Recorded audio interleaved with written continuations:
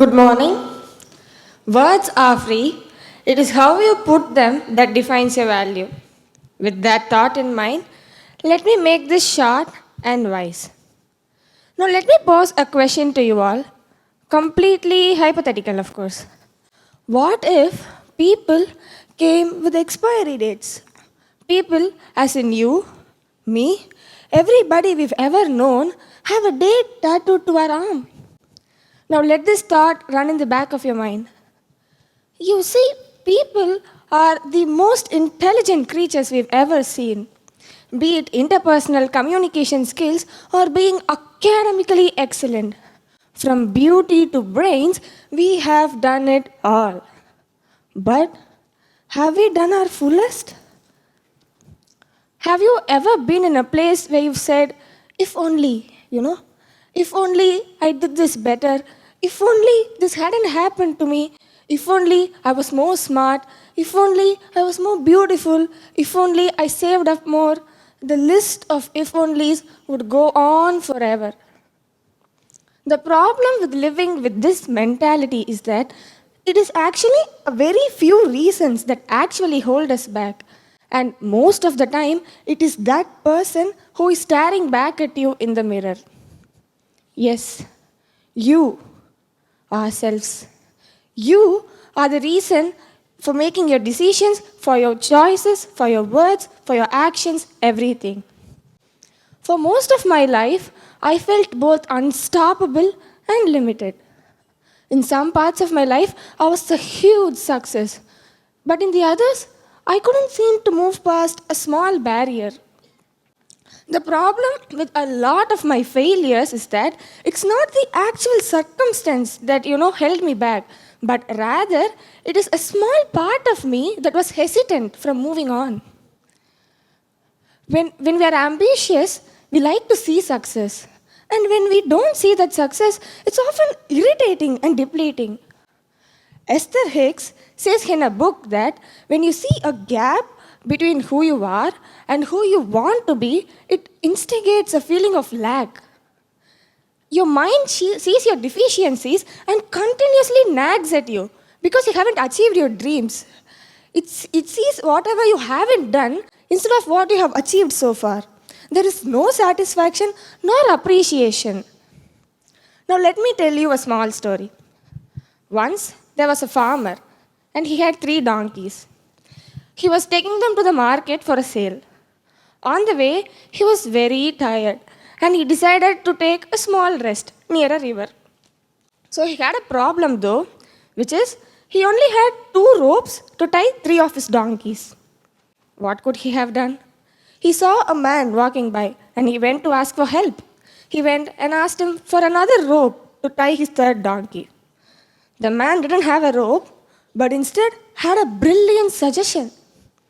He told the farmer to tie 2 of his donkeys with the ropes he had and made sure the 3rd donkey watched them. And then he asked the farmer to simply pretend as if he's trying the 3rd one. The farmer did as if he was told, went to the river, took some rest, came back, and was surprised to see all the 3 donkeys stood at the same spot. And now he was very happy. He untied the 2 donkeys, patted the 3rd one, and they all started moving. Only after a certain distance he realized the 3rd donkey wasn't following. So he came back, pushed it, pulled it, talked to it, cajoled it, nudged it. None of it worked. He rushed back to the man, asked for advice, for which the man said, "Did you untie your 3rd donkey?" "Untie? I never tied him in the first place," said the farmer. "You know that. The donkey doesn't." The farmer went back to the donkey and made an imaginary action of untying it. As soon as the donkey realized it was being untied, it rushed as if it's being freed from some imprisonment, and it joined its friends. Now, what do we infer from this story? Is it the lack of opportunities, the lack of resources, or the lack of support that hold us back? Or is it those imaginary ropes within yourselves, those imaginary ropes of self-doubt, fear, and hesitation that hold you back? Think about it. I have discussed this topic with a lot of people before, actually presenting it here. To get different perspectives of what is truly holding us back. And I broke down their views into 3 points. First one, fear. Fear of being judged, fear of being wrong, fear of failing are some of the most fears everybody mentioned. Life is as uncertain as the outcome of a coin toss. Why fear, my friends? Now let me tell you another story. I am sure you all would have heard the tale of an eagle, but if not, here it is. An eagle, it lives up to 70 years. On its 35th year, or let's say in its midlife, its beaks would have become blunt, and its feathers would have become heavy, and it wouldn't be suitable for catching the prey. It has an important decision to make at this time. It can either go to the top of a high mountain, pluck its own beaks, tear down its own feathers, wait for it to grow back and soar high into the sky, or it can sit there, let the fear of pain take over, and die within a short span of 100 days. What do you think an eagle does? Life is too short. Why let fears take over the desires of our heart? Why let others' opinion meddle with your lifelong yearnings? And most importantly, why let the pain of fear take over when you can let the excitement of life take over you? The second point everybody told me, or at least most of them told me, was failure. That one wrong move we made, that one setback we had, that one time, we failed terribly. Why does it affect us so much? Now, think of this. As a child, we all played jigsaw puzzles, right? What did we do? We would take up a piece, try to set it in, and if it doesn't fit in, we don't abandon the game, right? We take up another piece and try to fit it in. And guess what? We all had so much fun doing it.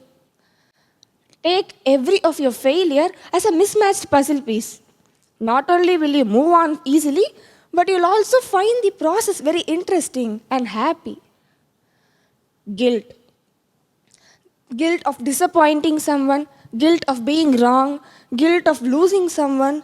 Guilt is a very negative emotion, and it takes a lot from us, a lot of time, a lot of energy, and a lot of affirmations from within to let go of guilt. Let me tell you the story of a mother and her son. Once, a mother was tucking her son to bed. When he goes, "Mom, I'm too scared. Could you please lie down with me?" For which the mother goes, "Oh, I have a very important deadline today. I wouldn't be able to do it with you tomorrow. Today. I'll join you tomorrow. I'll bat you down tomorrow and I'll make sure you're safe tomorrow. For today, please rest up on your own." The next morning, she wakes him up, gets him ready to school, and then sends him. On the way, he meets with an accident and dies. Now imagine the pain she felt, the suffering she went through, the guilt she faced. She started blaming the situation on herself. She started thinking as if this accident was something she could have stopped. We all know it isn't possible, and she could have done nothing to avoid it, and it's nature's plan. But she took it on herself. She started to blame herself for everything. This guilt started eating her alive. It doesn't let her sleep at night, and it deteriorated her physically, mentally, emotionally. Then she realized her state and started afresh. What she did, every time she felt guilty, she took up a piece of paper and started writing down. Once she was done, she burnt it. By burning that piece of paper, she forgave a part of herself. Beautiful, isn't it? The process was slow but steady. She found improvements. Soon after, she adopted a beautiful baby boy and showed him all the love she could. She moved on from guilt. Now that I've told all these stories, understand the commonality between them. They all let it go. Let it go, my friends. When I'm saying let it go, I am sure you all would have thought of the song Let It Go from Frozen. I'll tell some lines of it because we've all listened to the chorus, but the lyrics had a really nice ring to it. The second part. It's funny how some distance makes everything seem small. The fears that once controlled me can't get to me at all. It's time to see what I can do to test my limits and break through. No right, no wrong, no rules for me. I am free. Let go of all of your fears. 2020 was hard on me. I tried JEE and I failed terribly because I was a Corona batch student, and so all of my coaching was through online. So I failed terribly even after taking a lot of coaching and a lot of practice. It was very guilty for me because I let a huge amount of my parents' money down the drain. I was fearful, I was afraid, and I was hesitant to commit after that. But then I realized that this failure should not stop me from moving ahead. So what I did, I started surrounding myself with positive people. I started writing affirmations. Yes, I am good. I can do this. I am better. And now, here I am, in this stage, talking of let it go and helping you up all to let go of your fears, to let go of your hesitation and your doubt. If I, an 18-year-old kid, can do it, why can't you all? I know the magnitudes and the intensities of our problems may be different, but time heals us all. You just have to allow time to heal you. Now let me recall my first question. What if people came with expiry dates? Would you still sit here lethargically and waste time fearing of the things that are unnecessary? Or would you rise up, free the burdens of your heart, rise up, soar high, and do everything your heart wants? The clock is ticking.